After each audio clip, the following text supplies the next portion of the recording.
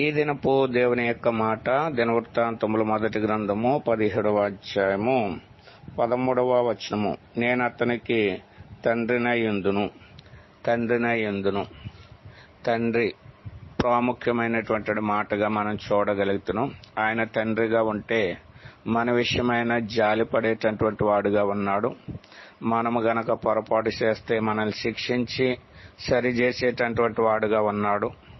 మనకు ఏదైనా దుఃఖం కలిగినప్పుడు మనల్ని ఆదరించేవాడుగా ఉన్నాడు.